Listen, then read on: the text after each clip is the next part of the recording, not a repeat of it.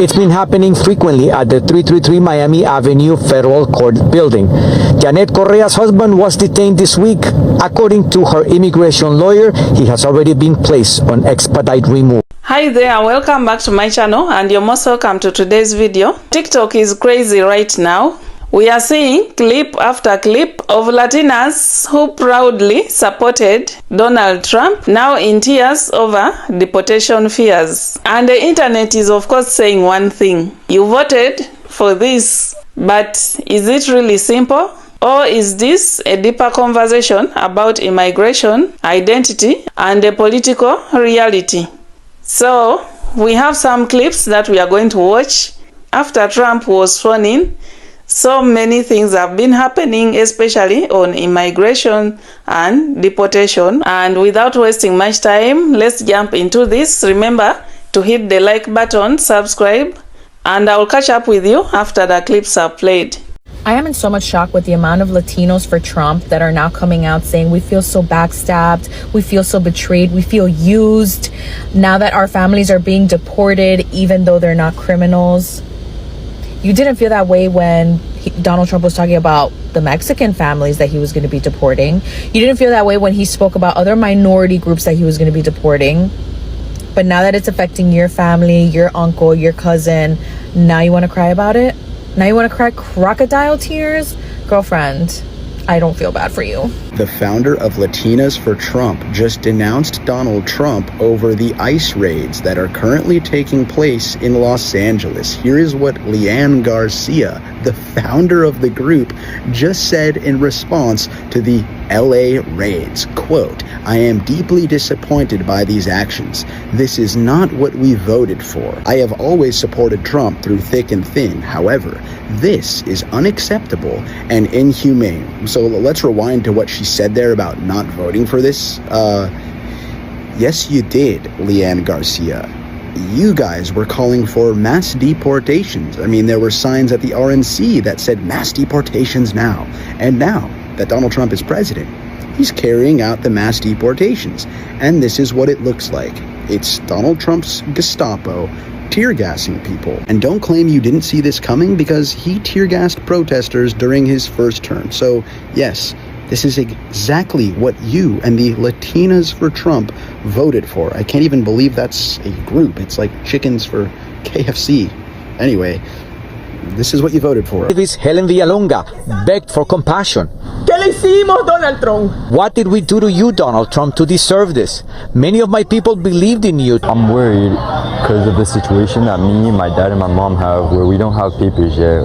Javier, did you support Donald Trump? Sí, yo hubiese tenido ciudadanía. If I was a U.S. citizen, I would have voted for Donald Trump. I'm Hispanic and I vote for Mr. Trump. We vote for Mr. Trump. Yes, Mr. Trump. We love you. We love you. All the way to the White House. Beyond betrayed. They used us. They actually, during the campaign, and I don't want to make this political, but during the campaign, the elected officials from the Republican Party, they actually told us that he was not going to touch the documented people. There's a place you can go, I'll say your name, when you're short on your... Mi hijo no es un indocumentado. Mi hijo es otro latino más que está sufriendo en carne propia lo que miles de latinos hoy están sufriendo en Estados Unidos. Latinos for Trump just don't get it. They don't want you either. Just for context, this is Ángela Vergara, a Colombian congresswoman who is also an avid Trump supporter whose son was recently detained by ICE and has been chained up for 20 days apparently. We've tried telling these people countless times. And the thing about Latinos for Trump is that they genuinely believe that they are exempt from all of this. They openly support ICE. They openly support what's going on until it happens to them. And seeing videos like these where Latinos for Trump FAFO genuinely make my day. I have zero sympathy for these people, and I genuinely hope that this happens to every Latino for Trump. Unfortunately, it is their innocent family members who will be paying the price, but oh well, you get what you vote for. Y como decimos en México, para ser pen, no se estudia. But anyways, play silly games, get silly prizes. Let me know what you guys think. A police car behind me put the lights on, So I stepped on the side, right, to let him pass through. And then he put the handcuffs on me.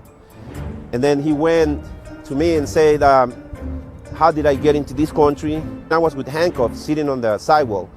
Trump supporter, I voted for Trump last elections, but because I thought it was gonna be the things, you know, like be pointless, like just go against criminals, not every illegal Hispanic looking like that they will assume we are illegals. Ay, ay, ay, ay, por Dios. Voy a votar por Donald Trump. La economía. Ladies and gentlemen, another Latino Trump supporter, Latino for Trump, that thought he was different than everybody else. What a fucking shocker. And his name is, who gives a shit? It's all the same. He gave him the illegal immigrant experience. That's how you fuckers learn. Because a lot of you thought you were gonna be treated differently, but you're not.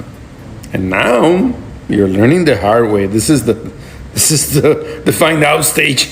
This is the part that no one likes. Bueno, pero eso es lo que tú querías. Tú querías que los ilegales para afuera. The illegals need to get out. But they don't see you as something different, my friend. I'm glad you learned the lesson. Maybe you'll vote different next time. La economía.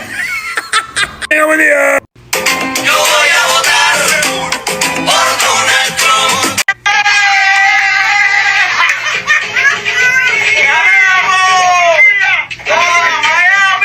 Trump administration says that as soon as next month, they're going to be ending the legal status of more than 500,000 migrants from Cuba, Haiti, Nicaragua, and Venezuela. If they don't leave before losing that status, they could be targets for deportation. So these migrants were allowed into this country legally under a program from the Biden administration. If there ever was a definition of fuck around and find out, we have just found it. Where are my Miami Cubans at, huh? Where are you guys at? Because you guys were loud and proud back then. Where are you at now? He had you all fooled saying that the deportations were only for the bad people, the unalivers, the grapists, the ones bringing drogas into the country, right? He had you guys so fucking fooled. It was only the bad people. And now you guys fucked around and found out because you voted him in, and now look it. Y'all thought because your skin was light enough that you were going to get away with the deportations. But now that it's affecting you all, you're all on the internet boo-hooing and crying. Why are we going back to this country? Why are you sending me back? I did this the right way. He doesn't give a shit. When are you going to learn? If you're brown, if you speak Spanish, he wants you fucking gone. Gone. And now you fuck around and you found out. Trump, we trust him with the word that he promised us Latinos. This is crazy that starting next week, multiple cities will be hitting immigration. In the words of our favorite internet attorney, Andrew, well.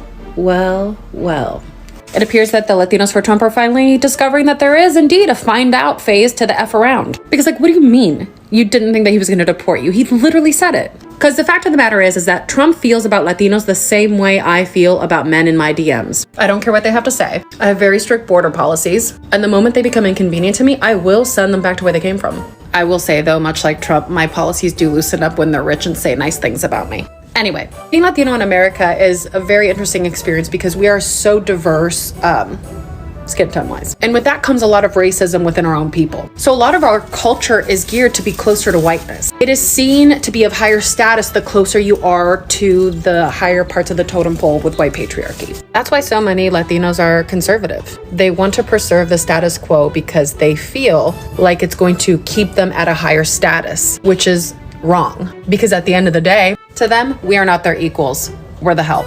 But anyway, I don't know. Good luck to you. Wipe those tears with the concepts of tissues, I guess. So after voting for him 3 times and attending one of his rallies, this couple is claiming that Donald Trump has ruined their life. So essentially what had happened is this couple is from New Jersey. They were planning on going on a vacation in Florida. They get to the airport. They spent thousands of dollars on like the Airbnb, the activities, the plane tickets, transportation, all this stuff just for right before they were about to get on plane, 3 men came up and nabbed her husband and said, "Hey, you're coming with us," and threw him in an unmarked vehicle. She was left in the airport, stranded, crying her eyes out because she just could not understand what had just happened. They said, "Sorry, we're unclear if your husband's status to be here is legal," and took off with him. And he has spent, this happened back in August, he has spent almost that whole, months in this facility. Mind you, let's give you some background. This woman is a legal citizen, again, who voted for Trump 3 times, but her husband is a migrant. This is the thing with the Trump administration that doesn't make sense, and what we try to warn you guys about is he's been showing up to his court dates. He has 0 criminal records. He's been here for the past 40 years. He works in this country. He pays taxes in this country. There's no reason for him to have been nabbed, but this is what the Trump administration has been doing. This is not a unique case. So he sat in this ICE detention facility being mistreated for quite some time until they garnered up the money to drop $15,000 on his bail. Now, after he was bailed out, they told him, "Okay, well, you can stay at home with an ankle monitor around your ankle, but you cannot work." And they've gone on to spend over $50,000 on his legal fees. Still no solution to be had. This woman literally came out and said, "I cannot believe we were MAGA." She says she thought they were only going to go after the criminals. It's like they never give a damn until it happens to them. Sorry to break it to you, lady, but this has been happening to many people just like your husband. In the same situation as your husband, Donald Trump has been nabbing people outside of their literal, outside the little courtrooms. These people are going to do their court dates, going to these immigration offices to do everything that they're supposed to do, and he is still grabbing them and deporting them. And again, you don't care until it affects you. The funniest thing about all of this is, mind you, they chose to vote for Donald Trump because they hate the socialist. Well, now she started a GoFundMe asking for free money to help her out of the situation that she created. My name is Mercedes Heather. Give me a follow or you go into my face again. Thank you. Goodbye. I myself am Cuban. My whole family is immigrants. So you would think, hey, I'm pro-immigrant. He can offend Cubans tomorrow and I wouldn't care. As long as my life is better and my peers are enjoying their life as well. As a Latino who was born, raised, and still lives in the city of Miami, Florida, that is of no surprise to me whatsoever. That's literally the most normal thing you can ever see in the city. A lot of people in the comments section are in disbelief, like, wow, you're a Latina, you're a woman, you're an immigrant from Cuba. How can you support somebody who is so hateful towards migrants, towards women, towards so many different groups of people, right? I understand that completely, and I agree with the sentiment, but what you guys are not understanding, and what Kamala Harris, what the DNC does not understand, is that Latinos are not a monolith. The voting base of Latinos are not a monolith. A lot of people struggle to understand, why do Cuban voters support Donald Trump so much, overwhelmingly? I think it's something like 65, almost 70% of all eligible Cuban voters vote for Trump. Not only vote for Trump, but why do they go so hard for the Republican Party?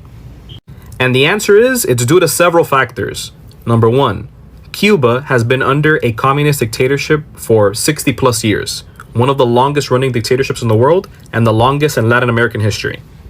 That has obviously caused very deep-rooted trauma in generations and generations of Cubans, more than anything Cuban migrants that have moved here to the States. And guess what? The Republican Party has utilized that fear and that trauma to their advantage, to have Cuban voters vote for their candidates. How? Motivating them through fear, claiming that the Democrats are communists because of the socially progressive things they stand on their platform that they advocate for, and all that makes them vote Republican, and has been the historical trend for many years, even more so now with Donald Trump. Number 2, and this might get some of y'all mad, but there's nothing I can do. No me importa, it's the truth. The Cuban community, Cuban migrants, have benefited from the most favorable immigration policies in the history of this country, in the history of U.S. immigration law. There is a law that still exists, by the way, called the Cuban Adjustment Act that was passed many years ago in the 60s. And this has allowed for Cubans who arrive to the U.S. to adjust status very quickly. After 1 year and 1 month, they're eligible for permanent residency. Not asylum, no. Permanent residency de un solo.